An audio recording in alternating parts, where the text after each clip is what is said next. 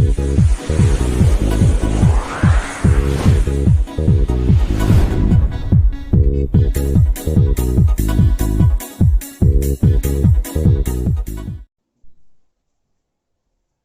Friends, आज tense के बारे में विस्तार से पढ़ेंगे। टेंस क्या है, कितने प्रकार के होते हैं, क्या इसकी पहचान होती है, क्या हेल्पिंग वर्ब होती है, ये सब आज हम इस क्लास में पढ़ेंगे। Tense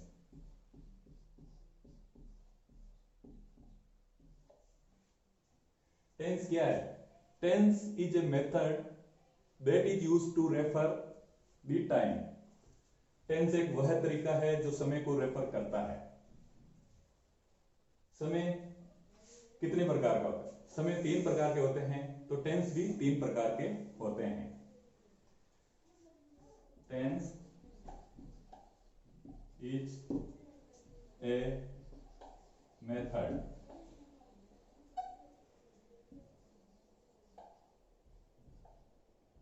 which tense is a method that is used to refer the time। Tense एक वह तरीका है जो समय को रेफर करने के काम आता है। नाउ टेंस के कितने प्रकार होते हैं? समय 3 प्रकार के का होता है, उसी प्रकार टेंस भी 3 प्रकार के होते हैं।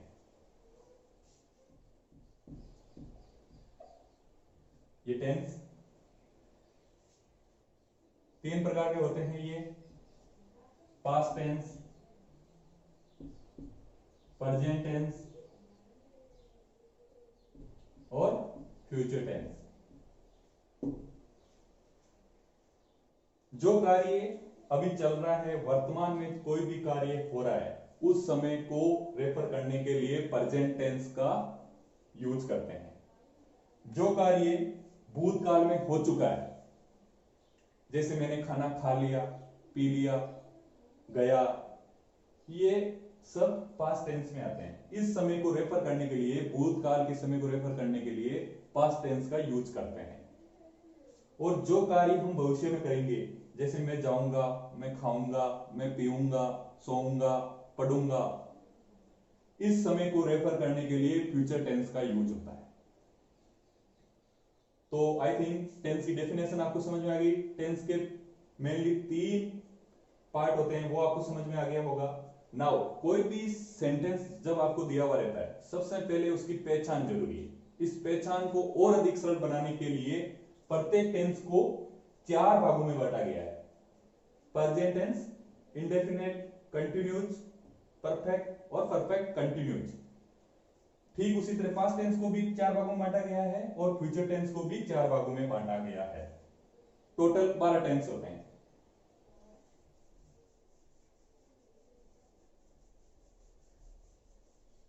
आज हम सबसे पहला टेंस प्रेजेंट इंडेफिनिट, जो कि सबसे पहला टेंस है प्रेजेंट इंडेफिनिट, जिसको प्रेजेंट सिंपल टेंस भी कहते हैं, इसके बारे में विस्तार से डिस्कस करेंगे।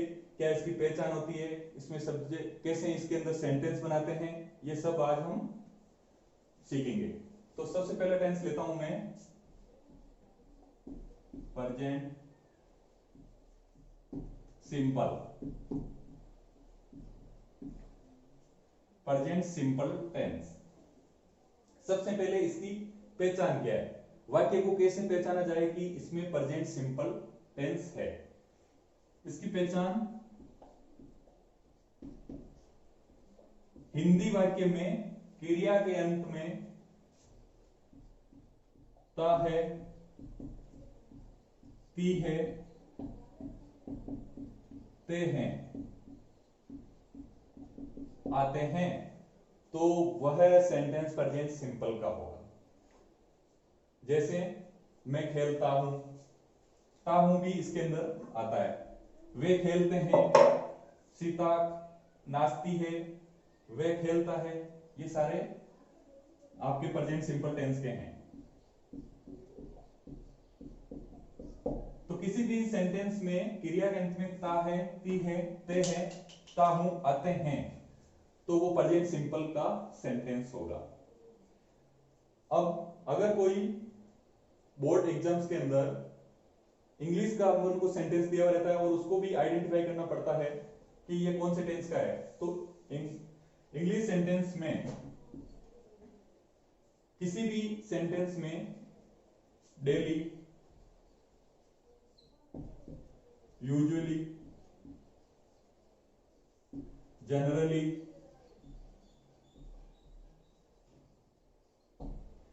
सेल्डम,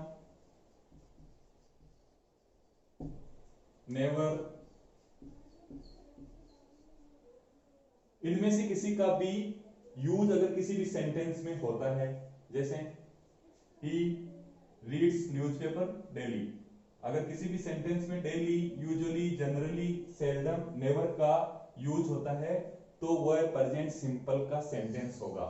जैसे he reads daily newspaper, he never tells lie, इनके अंदर सब में प्रेजेंट सिंपल टेंस होगा। अब second number helping verb, present simple tense में हेल्पिंग वर्ब डू और डज का ही प्रयोग होता है। नाउ डू का प्रयोग कहां पे होगा, डज का प्रयोग कहां पे होगा? डू का प्रयोग अगर कर्ता प्लूरल है तो डू का प्रयोग होगा, और अगर कर्ता सिंगुलर है तो डज का प्रयोग होगा। डू का प्रयोग होगा प्लूरल सब्जेक्ट के साथ एंड डज का प्रयोग सिंगुलर। प्लूरल के साथ होगा, प्लूरल होगा आई, वी, यू, दे, इनके साथ डू का प्रयोग होगा, और डज का प्रयोग होगा सिंगुलर सब्जेक्ट के साथ, ही, सी, इट, किसी का भी नेम हो उसके साथ डज का प्रयोग होगा। प्रेजेंट सिंपल टेंस में वर्ब की फर्स्ट फॉर्म का ही यूज होता है, वर्ब की फर्स्ट फॉर्म का ही यूज होगा इसके अंदर मेन वर्ब में। और अगर प्रेजेंट सिंपल में अफर्मेटिव सेंटेंस होते हैं, सकारात्मक वाक्य होते हैं, तो एस या ईएस का प्रयोग होता है। ओनली एस या ईएस का प्रयोग अफर्मेटिव सेंटेंस में ही होगा, नेगेटिव, इंट्रोगेटिव, नेगेटिव सेंटेंस में नहीं होगा। तो आगे बढ़ते हैं हम, एग्जाम्पल के थ्रू आपको मैं बताऊंगा।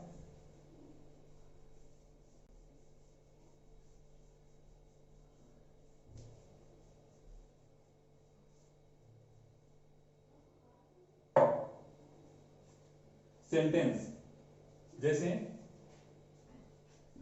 वह जाता है, ये एक सेंटेंस है। सेंटेंस क्या होता है? Sentence is a group of words which gives us A complete meaning. वह शब्दों का वह समय जो अपन को सही अर्थ देता हो, सार्थक अर्थ देता हो, जिसका कुछ अर्थ निकलता हो, वह सेंटेंस होता है। सेंटेंस मेनली चार प्रकार के होते हैं, अफर्मेटिव सेंटेंस और नेगेटिव, इंट्रोगेटिव और इंट्रोगेटिव नेगेटिव सेंटेंस। ये चार प्रकार के मेनली सेंटेंस होते हैं। तो सबसे पहले ये एक अफर्मेटिव सेंटेंस है, साधारण वाक्य है, सकारात्मक वाक्य है। इसके अंदर जो काम को कर रहा है, जैसे वह है, ये सब्जेक्ट है, और जाता है ये हो गया इसका वर्ब। अब आप इसको ऑब्जेक्ट भी लिख सकते हो, वह जाता है, कहां जाता है? वह विद्यालय जाता है, ठीक है। इसी प्रकार ये हो गया, वह विद्यालय जाता है, वह जाता है, वह विद्यालय जाता है। इसके अंदर ऑब्जेक्ट नहीं है, इसके अंदर सब्जेक्ट ये हो गया ऑब्जेक्ट, और ये हो गया वर्ब। अब आपको सबसे पहले ये सिंपल सेंटेंस है, अफर्मेटिव सेंटेंस है, इसके अंदर स्ट्रक्चर ऑफ सेंटेंस क्या होगा जब अपन इसकी इंग्लिश बनाएंगे।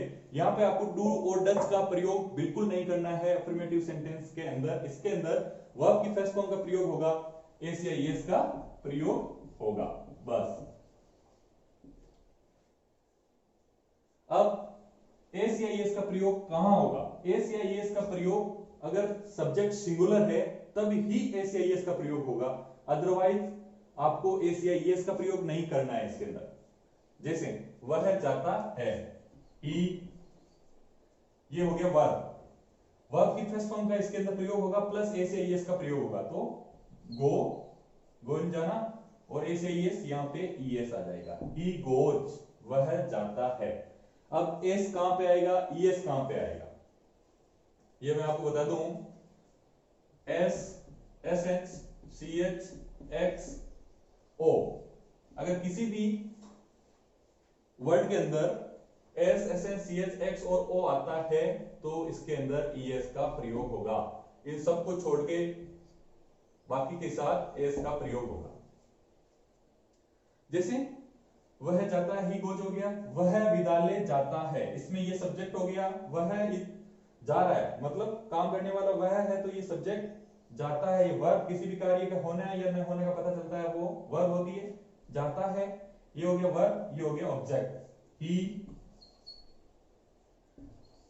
ये गो, ये इसका प्रयोग होगा क्योंकि ओ आ रहा है यहां पे, ही गोज टू स्कूल, वह विद्यालय जाता है। यही वाक्य अब मैं आपको प्लूरल सब्जेक्ट का बताता हूं।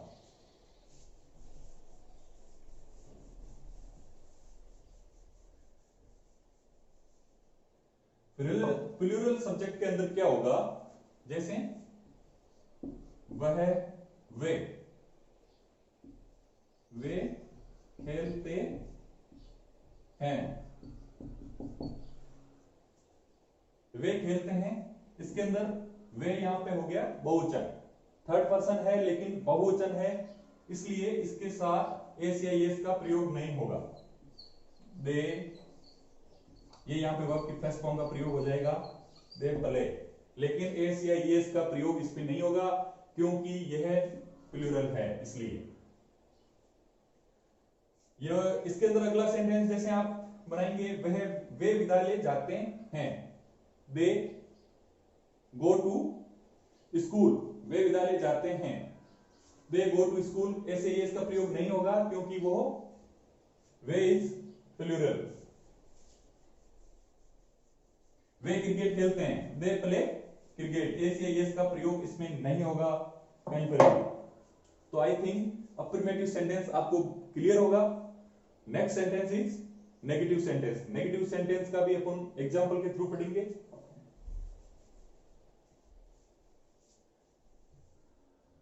अब आपको नेगेटिव सेंटेंस में एस या एस को भूल जाना है, एस या एस का प्रयोग नहीं होगा। नेगेटिव सेंटेंस में डू और डज प्लस वर्ब की फर्स्ट फॉर्म का ही प्रयोग होगा। ये हो गया नेगेटिव सेंटेंस। नेगेटिव सेंटेंस में आपको डू, डज प्लस वर्ब की फर्स्ट फॉर्म का ही यूज करना है। जैसे वे क्रिकेट नहीं खेलते हैं। सबसे पहले आपको सेंटेंस को पहचानना है कौन से सेंटेंस का ये सेंटेंस है। वे क्रिकेट नहीं खेलते हैं। किसी भी वाक्य में क्रियागंत में ते हैं, ता है, ती है, ता हूं अगर आते हैं तो वो सेंटेंस होगा प्रेजेंट सिंपल का। अब इसके अंदर नहीं का प्रयोग हुआ है, ये नेगेटिव सेंटेंस है। सबसे पहले तो आपको ये देखना है कि इसके अंदर डू और डज का प्रयोग 100% होगा। नाउ डू का प्रयोग मैंने आपको पहले भी बता दिया, प्लूरल सब्जेक्ट के साथ होगा। डज का प्रयोग सिंगुलर सब्जेक्ट के साथ होगा। जैसे वे क्रिकेट नहीं खेलते हैं, दे प्लूरल है, दे प्लूरल है, इसके लिए डू का प्रयोग होगा, दे डू। अब इसके अंदर नॉट का प्रयोग होगा, दे डोंट। वर्ब की फर्स्ट फॉर्म का प्रयोग होगा, they don't play cricket, they don't play cricket. कोई ऐसी है इसका प्रयोग यहां पे नहीं होगा, डू और डज का प्रयोग होगा, साथ में नॉट का प्रयोग होगा, बस।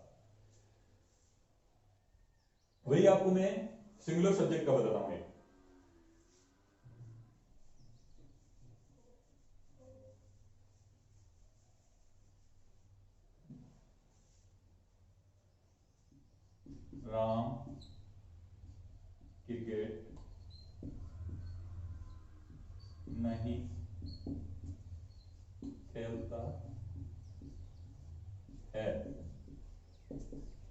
नेगेटिव सेंटेंस है, लेकिन सब्जेक्ट यहां पे सिंगुलर है।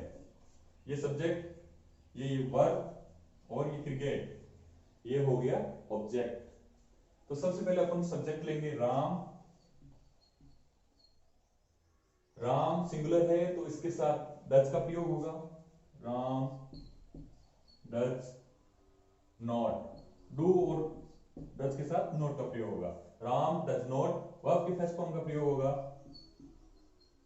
Play cricket. Ram does not play cricket, Ram cricket नहीं खेलता है। तो ये नेगेटिव सेंटेंस हो गया। इसके अंदर डू और डज का प्रयोग आपको बहुत ही अच्छी तरीके से समझ में आ गया होगा। नेक्स्ट सेंटेंस अपन लेंगे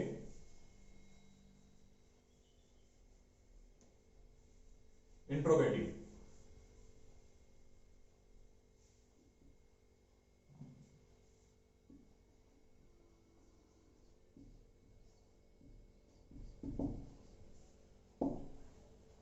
इंट्रोगेटिव में क्या होगा, हेल्पिंग वर्ब का प्रयोग आपको सबसे पहले करना है अकॉर्डिंग टू सब्जेक्ट। अगर सब्जेक्ट सिंगुलर है तो डज का प्रयोग करना है, वो भी सबसे पहले, और अगर प्लूरल है तो उसको डू का प्रयोग करना है, वो भी सबसे पहले। वर्ब की फर्स्ट फॉर्म का ही प्रयोग होगा। इंट्रोगेटिव, क्या वह क्रिकेट खेलता है, क्या वह क्रिकेट खेलता है। सबसे पहले आपको ता है, ती है, ते हैं आते हैं, तो सबसे पहले ये टेंस प्रेजेंट सिंपल, ये यहाँ पे क्वेश्चन, क्या वह क्रिकेट खेलता है। इंट्रोगेटिव सेंटेंस है, आपको प्रेजेंट सिंपल का डू और डज का प्रयोग करना है, हेल्पिंग वर्ब का सबसे पहले करना है। जैसे अकॉर्डिंग टू द सब्जेक्ट, वह, तो यहां पे सबसे पहले आ जाएगा डज, ही, इसके अकॉर्डिंग आपको इसका प्रयोग करना है। अगर यहां पे दे होता तो डू का प्रयोग करना था, यू होता तो डू का प्रयोग करना था। जैसे यहां पे ही आया है तो डज का प्रयोग होगा, does he now play, does he play cricket, does he play cricket. ये सेंटेंस आपका बन गया, क्या वह क्रिकेट खेलता है, डज ही प्ले क्रिकेट। क्या तुम क्रिकेट खेलते हो, तो तुम के साथ यहां पे डू का प्रयोग होगा, do you play cricket, do you play cricket. ये यहां पे सिंगुलर सब्जेक्ट है तो डज का प्रयोग होगा, ये यहां पे प्लूरल सब्जेक्ट है तो डू का प्रयोग होगा। Do you play cricket, does he play cricket. I think आपको यहां तक क्लियर हो गया होगा। नेक्स्ट सेंटेंस अपन लेंगे इंट्रोगेटिव नेगेटिव।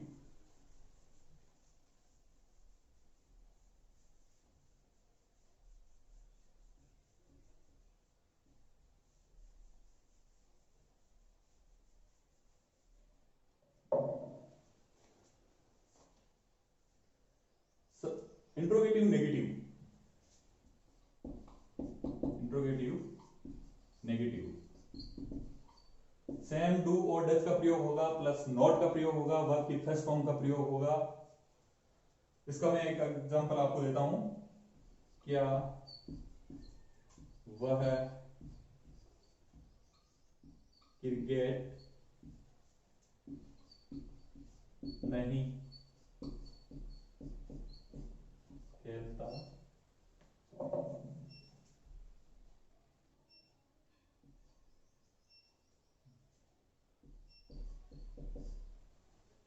क्या वह क्रिकेट नहीं खेलता है। तो इसके अंदर अकॉर्डिंग टू दिस सब्जेक्ट आपको डू और डज का प्रयोग करना है, सिंगुलर सब्जेक्ट है इसलिए डज का प्रयोग किया, डज ही। अब आपको इसके साथ नॉट का प्रयोग करना है, does he not play, verb की फर्स्ट फॉर्म का प्रयोग होगा cricket, does he not play cricket. ये आपका सेंटेंस क्लियर हो गया, क्या वह क्रिकेट नहीं खेलता है, does he not play cricket. क्या तुम क्रिकेट नहीं खेलते हो, तो do you not play cricket. Do का प्रयोग होगा यू के साथ क्योंकि वो प्लूरल है, do you not play cricket. ये हो गया आपका क्लियर। तो I think present simple tense में जो कि अफर्मेटिव, नेगेटिव, इंट्रोगेटिव और इंट्रोगेटिव नेगेटिव, आपको चारों प्रकार के सेंटेंस क्लियर हो गए होंगे।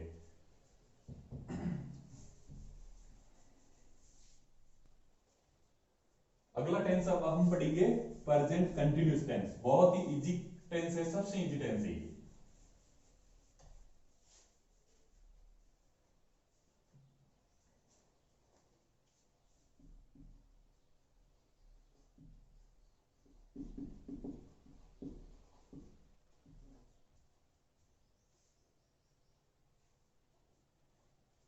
प्रेजेंट कंटिन्यूअस टेंस, इसके अंदर क्या होता है, सबसे पहले इसकी पहचान। क्रिया के अंत में, जैसे आपको नाम से ही इसका पता चलेगा, प्रेजेंट कंटिन्यूअस, सतत। कंटिन्यूअस मीन सतत, जारी, लगातार। जैसे कोई भी काम होगा इसके अंदर, जैसे पहचान होगी, क्रिया के अंत में रहा है, रही है, रहे हैं, कंटिन्यू रहेगा कोई भी काम इसके अंदर। वे खेल रहे हैं, वह खेल रहा है, वह खाना खा रही है, ये सारे इसके अंदर प्रेजेंट कंटिन्यूअस टेंस होगा। पहचान हो गई, रहा है, रही है, रहे हैं। किसी भी सेंटेंस में क्रिया के अंत में रहा है, रही है, रहे हैं आता है, तो वो टेंस प्रेजेंट कंटिन्यूअस टेंस होगा। हेल्पिंग वर्ब, अच्छा सॉरी, उससे पहले आपको एक और चीज बताता हूं। बोर्ड एग्जाम्स के अंदर आपको सेंटेंस दिया हुआ रहेगा इंग्लिश के अंदर। ये तो होगी हिंदी वाक्य की पहचान। इंग्लिश सेंटेंस में आपको किसी भी सेंटेंस में nowadays, these days, still, now, ये अगर किसी भी सेंटेंस में आपको मिलते हैं, नाउअडेज, स्टिल,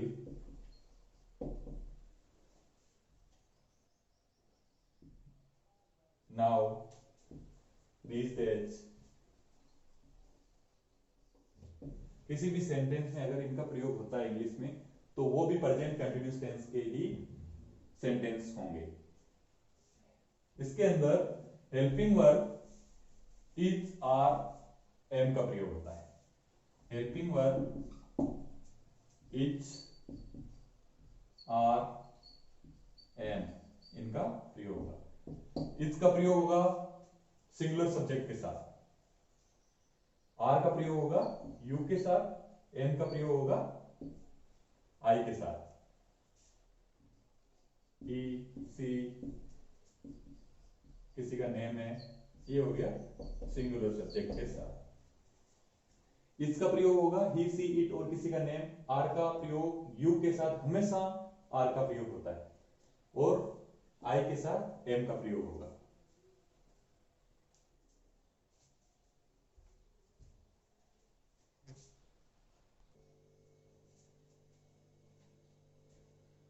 तो हेल्पिंग वर्ब इसके अंदर इज, आर, एम, इनका प्रयोग होगा। इज का प्रयोग सिंगुलर सब्जेक्ट के साथ, आर का प्रयोग प्लूरल सब्जेक्ट के साथ होगा, जैसे यू, दे, इनके साथ, नेम्स, इनके साथ आर का प्रयोग होगा, और आई के साथ एम का प्रयोग होगा।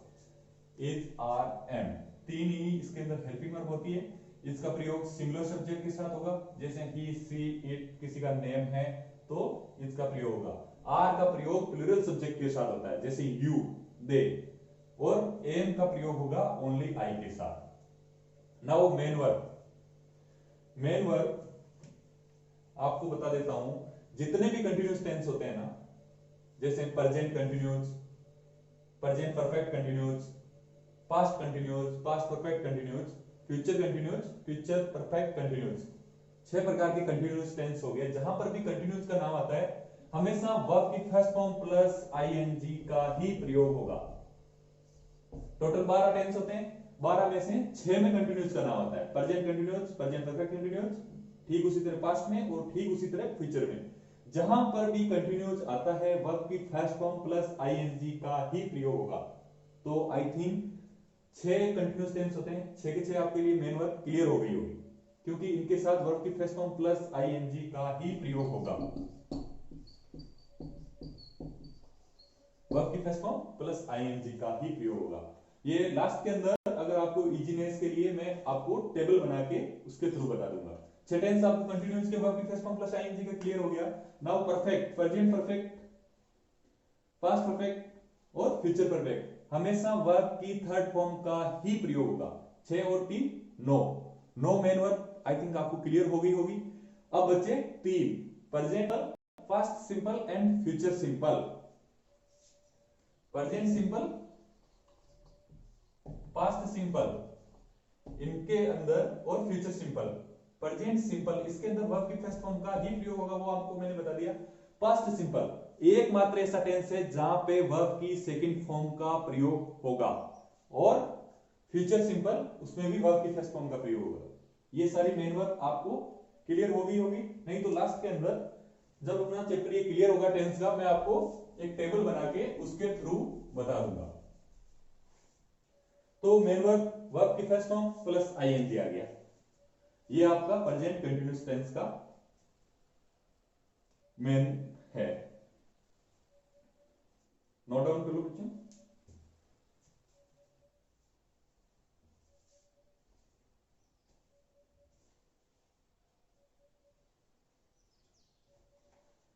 अब हम अपन सेंटेंस,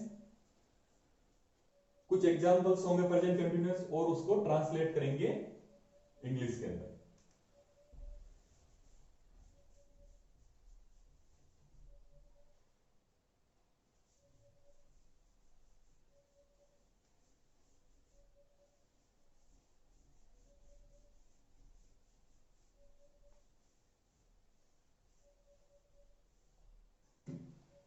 सबसे पहले स्ट्रक्चर ऑफ सेंटेंस बना लेते हैं।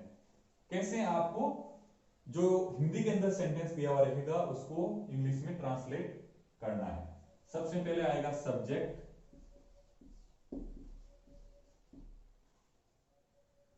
अकॉर्डिंग टू सब्जेक्ट आपको इज, आर, एम का प्रयोग करना है। इज, आर, एम के साथ वर्ब की फर्स्ट फॉर्म प्लस आईएनजी का आपको प्रयोग करना है।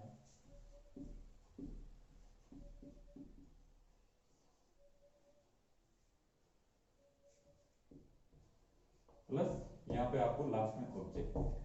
हिंदी सेंटेंसेस के अंदर क्या होता है, सब्जेक्ट के तुरंत बाद ऑब्जेक्ट आता है, लेकिन इंग्लिश सेंटेंस के अंदर बिल्कुल इसका उल्टा होता है। सब्जेक्ट के बाद वर्ब आती है। जैसे राम गांव जाता है, तो राम के बाद में ऑब्जेक्ट आ रहा है, लेकिन इसका जब आप इंग्लिश बनाओगे राम गोज टू विलेज, तो राम के बाद में वर्ब आ गई। ठीक उसी तरह आपको इस स्ट्रक्चर को फॉलो करना है। सबसे पहले subject, according to subject is, are, am का आपको प्रयोग करना है। आफ्टर दैट आपको वर्ब की first form plus ING plus object, इसको फॉलो करते हुए आपको सेंटेंस बनाना है।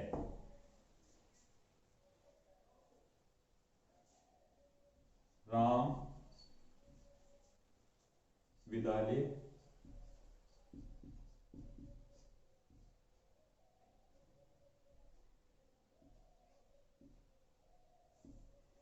जा रहा है।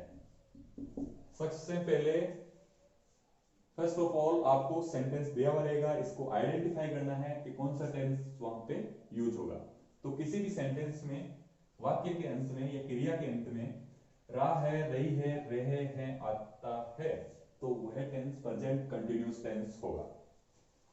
अब प्रेजेंट कंटिन्यूअस टेंस में आपको मैंने बता दिया इज, आर, एम का प्रयोग होगा, वर्ब के फर्स्ट फॉर्म प्लस आईएनजी का प्रयोग होगा। That's all. सबसे पहले according to follow this structure, सबसे पहले यहां पे आएगा सब्जेक्ट। सब्जेक्ट हुआ यहां पे Ram, Ram. According to Ram you have to use is, are, am. तो राम सिंगुलर है, इसके लिए यहां पे होगा इज का प्रयोग। राम इज। नाउ वर्ब की फर्स्ट फॉर्म गो, इसके अंदर आईएनजी लगाएंगे, वर्ब की first form plus ING. Ram is going कहा जा रहा है वो विद्यालय, Ram is going to school,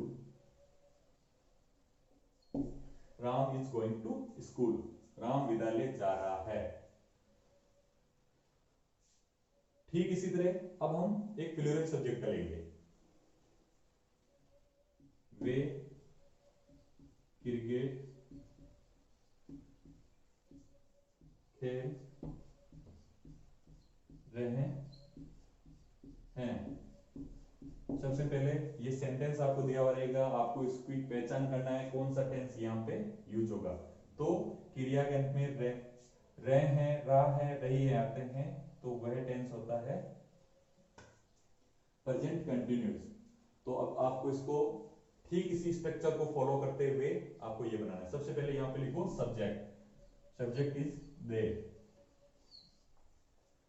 according to subject you have to use is are am, they is plural, so you have to use are, they are. Now verb की first form plus ING, यहां पे verb है खेलना, play, they are play, ING का use करना है, दे are playing. क्या खेल रहे हैं वो, क्या ऑब्जेक्ट है इसके अंदर, cricket, they are playing cricket. ये आपका सिंगुलर सब्जेक्ट के साथ सेंटेंस क्लियर हुआ, ये आपका प्लूरल सब्जेक्ट के साथ सेंटेंस क्लियर हुआ। इसका प्रयोग यहां पे हुआ क्योंकि सिंगुलर सब्जेक्ट है, आर का प्रयोग यहां पे हुआ क्योंकि प्लूरल सब्जेक्ट है। नाउ ठीक इसी तरह आपको इसका प्रयोग यहां हो गया, आर का यहां हो गया। अब मैं एक एम का प्रयोग करके सेंटेंस आपको बता रहा हूं, मैं पढ़ रहा हूं। ऑब्जेक्ट लेते हैं इस सेंटेंस के अंदर, मैं पढ़ रहा हूं, क्या पढ़ रहा हूं, पुस्तक पढ़ रहा हूं, मैं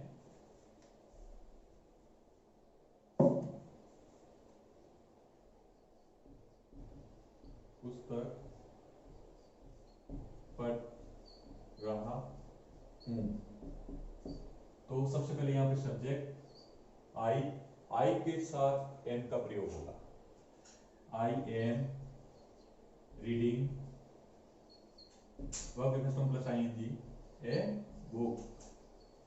ये आपका क्लियर हो गया। तो आई थिंक इसका आपको क्लियर हो गया, आर का क्लियर हो गया, एम का क्लियर हो गया। सिंगुलर सब्जेक्ट है इसका प्रयोग होगा, प्लूरल सब्जेक्ट है इसलिए आर का प्रयोग होगा, और आई के साथ हमेशा एम का प्रयोग होगा।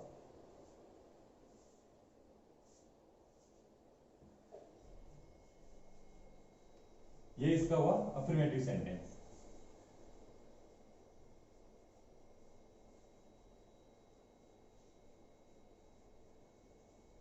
अगला सेंटेंस अपन पढ़ेंगे नेगेटिव सेंटेंस, राम विद्यालय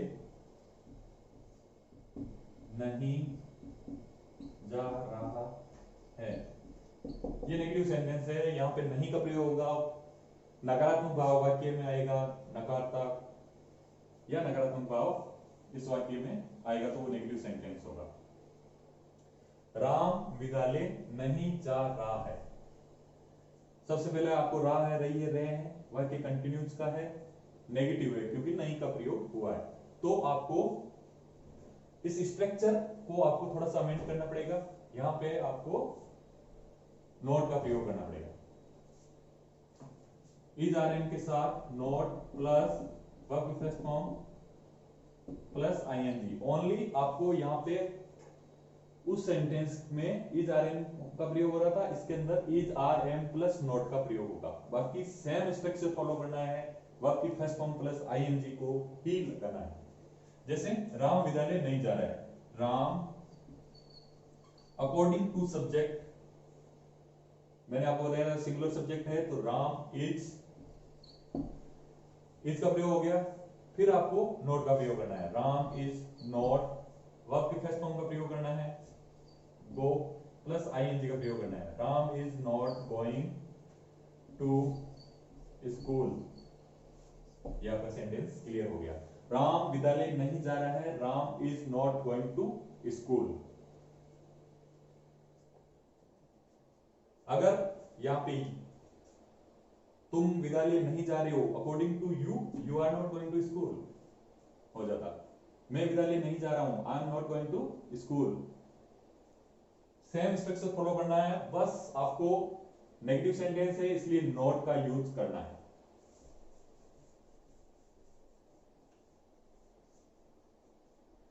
नेक्स्ट सेंटेंस इंट्रोगेटिव।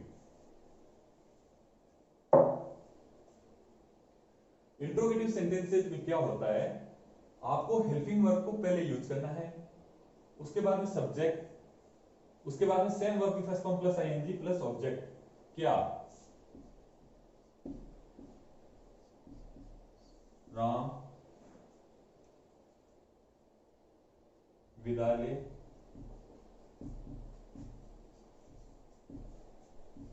क्या राम विद्यालय जा रहा है, क्वेश्चनवाचक चिन्ह, क्या राम विद्यालय जा रहा है। इसके अंदर स्ट्रक्चर आपका चेंज हो जाएगा।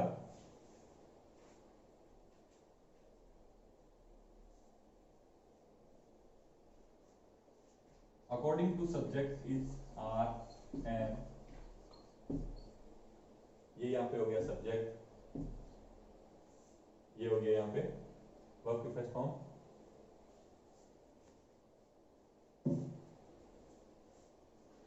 इसको फॉलो करना है। सबसे पहले यहाँ पे राम, राम क्या है, सिंगुलर है तो इसके पीछे इज का प्रयोग होगा। इज राम जा रहा है, is Ram going to, is Ram going to school, क्या राम विद्यालय जा रहा है, is Ram going to school. अब इसी का अपन इंट्रोगेटिव नेगेटिव बनाएंगे, क्या राम विद्यालय नहीं जा रहा है, क्या राम विद्यालय नहीं जा रहा है। सेम सेंटेंस है, इंट्रोगेटिव नेगेटिव सेंटेंस है, क्या राम विद्यालय नहीं जा रहा है। इसके अंदर आपको सब्जेक्ट के बाद में नॉट का प्रयोग करना है और आपको ये क्लियर हो जाएगा, क्या राम विद्यालय नहीं जा रहा है। अब इसकी हम इंग्लिश बनाएंगे, is Ram, now is Ram, Ram के साथ में आपको नॉट का यूज करना है, is Ram not going to school,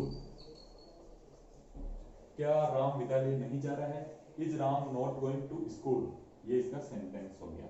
तो आई थिंक प्रेजेंट इंडेफिनिट और प्रेजेंट कंटिन्यूस आपके क्लियर हो गए होंगे। नेक्स्ट चैप्टर कल अपन प्रेजेंट परफेक्ट टेंस का लेंगे। Thank you.